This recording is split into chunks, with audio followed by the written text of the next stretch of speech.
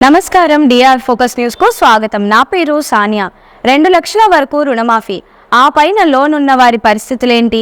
తెలంగాణ ప్రభుత్వం 2 లక్షల వరకు రైతు రుణమాఫీ వర్తింపజేసిన సంగతి తెలిసిందే. 3 విడతల్లో రైతుల ఖాతాల్లోకి ప్రభుత్వం నిధులను జమ చేసింది.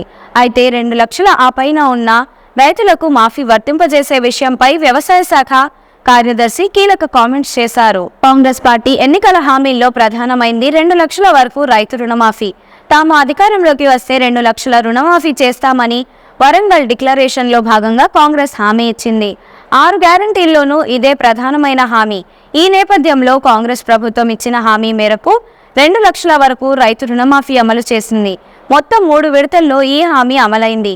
3 విడతల్లో భాగంగా 1,50,000 నుంచి 2 లక్షల వరకు రైతులకు వర్తింపజేశారు. ఆగస్టు 15న ఖమ్మం వేదికగా సీఎం రేవంత్ రైతులకు చెక్కులు అందజేశారు.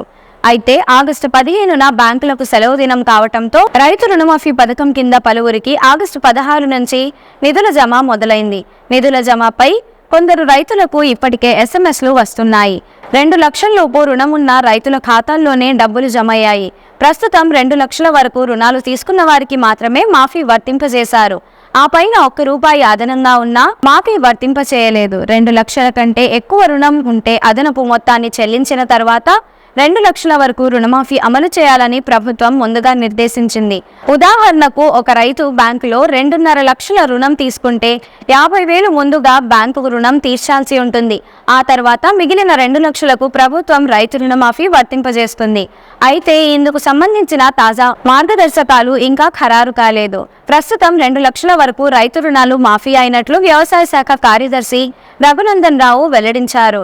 2 లక్షలు దాటిన వారికి ఎప్పుడు చెల్లించాలనే దానిపై 1-2 రోజుల్లో స్పష్టత వస్తుందని ఆయన వెల్లడించారు.